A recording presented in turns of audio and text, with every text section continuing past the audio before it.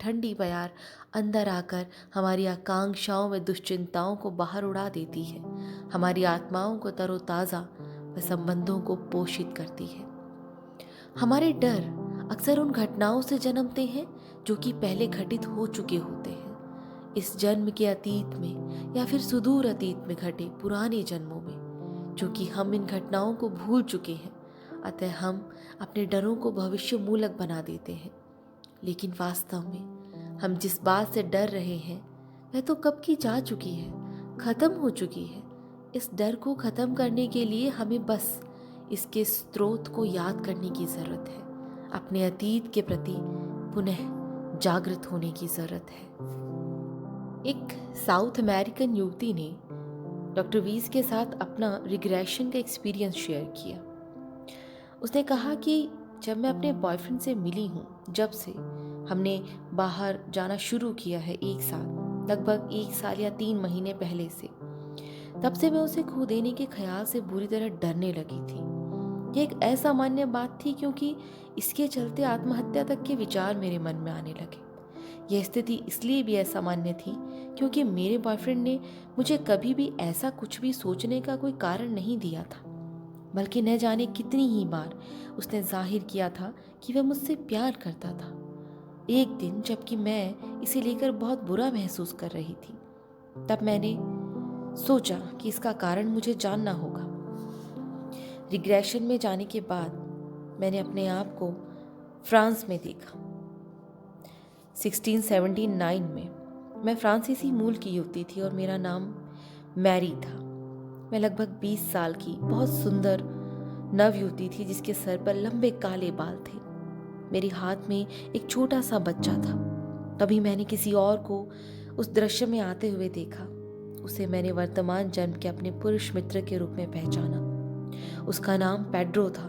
वह स्पेन का रहने वाला था और उसकी उम्र तकरीबन 40 की थी। हम साथ रहते थे और वह बच्चा भी हमारा था। वह बुरी तरह रो रहा था। तभी 2 पहरेदार दृश्य में दाखिल हुए और उसे खींचकर मुझसे दूर ले गए। मैंने उसे मेरी ओर हाथ बढ़ाकर चिल्ला चिल्लाकर पहरेदारों से खुद को जाने देने की विनती करते देखा। बस मैं इतना ही देख पाई। हालांकि जो सबसे अद्भुत बात थी वह तो मैंने इसके बाद महसूस की। खुशी के मारे मैं चीखना चाहती थी, जी भर के हंसना चाहती थी। भीतर से मैं कितना मुक्त और शुद्ध महसूस कर रही थी। सबसे अच्छी बात हालांकि यह है कि तब से मैंने अपने मित्र को खोने की बात पर एक आंसू भी नहीं बहाया है और वे डरावनी भावनाएं सिरे से गायब हो गई हैं। हमारा रिश्ता पहले से बेहतर हो गया है और मैं उम्मीद करती हूँ कि उपचार का यह नया तरीका जल्द ही सर्व स्वीकृति हासिल कर लेगा। डॉक्टर कहते हैं मैं यही उम्मीद करता हूँ, लेकिन मुझे एहसास है कि यह चीज़ उपचार से कहीं ज़्यादा है। यह इस बात की समझ है कि वास्तव में हम अपने प्रियजनों को कभी नहीं खोते।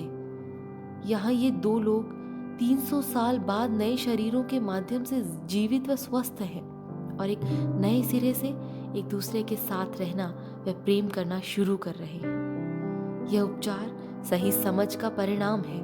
सही समझ के माध्यम से प्रेम सदा ही स्वयं को पुनर्जीवित व अभिव्यक्त करता है। ये दोनों लोग किसी दुर्घटना के चलते इत्तेफाकन नहीं मिले हैं। नियति ने बड़े हौले से उन्हें प्रेम को पुनः खोजने के लिए बाध्य किया है। अपने वर्तमान जन्म व वर्तमान शरीरों में प्रवेश करने से पहले ही वे इस जन्म में एक विशेष समय पर पुनः मिलने की स्वीकृति दे चुके थे एक दूसरे को। समय के साथ वे दोनों एक दूसरे के गहरे तलों पर जुड़ेंगे, मिलेंगे, एक दूसरे को सोलमेट्स या कि जन्म जन्मांतरों से साथ रहने वाली आत्माओं के रूप में पहचानेंगे और तब उन्हें इस जन्म में अपने संबंध के भविष्य को लेकर निर्णय करना होगा। कहीं उनके अहंकार, उनके तार्किक मस्तिष्क जो कि परिवार व समाज के द्वारा संस्कारित किए जा चुके हैं, उनके दिलों द्वारा पैदा की गई जागृति की राह में रोड़ा तो नहीं बन जाएंगे, या फिर उनके हृदय चेतन बुद्धियां द्वारा खड़े किए गए तमाम अवरोधों को पार करके अपने एहसास पर कायम रहेंगे।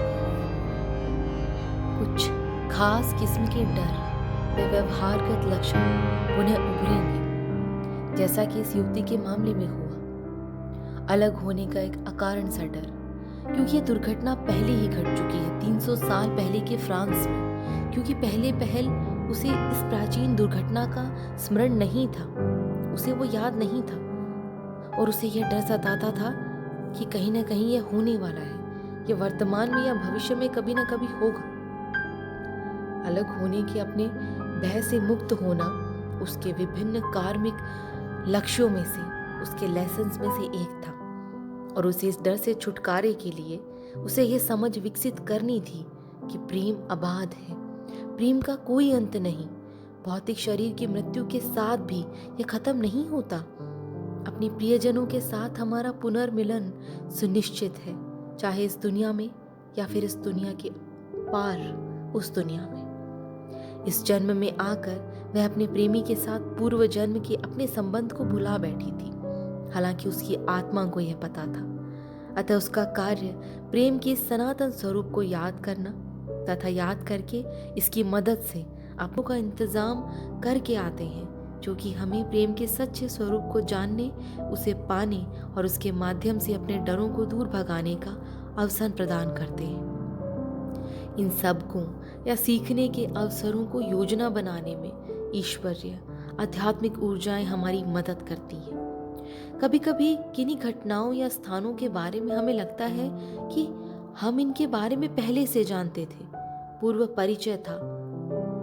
इस तरह के एहसास वास्तव में जन्म से पहले बनाई गई उस योजना की हल्की सी स्मृति स्वरूप होते हैं, जो कि समय के साथ पहले से निश्चित क्रम में सामने आ रही होती हैं। हमें अपने जीवन में घटने वाले इत्तेफाकों, पूर्वाभासों व पूर्व परिचय वाले एहसासों पर ध्यान देना जरूरी है, क्योंकि अक्सर वे हमारी आध्यात्मिक योजनाएं एवं जीवन के सच्चे मार्ग की झलक दिखलाने वाले होते हैं।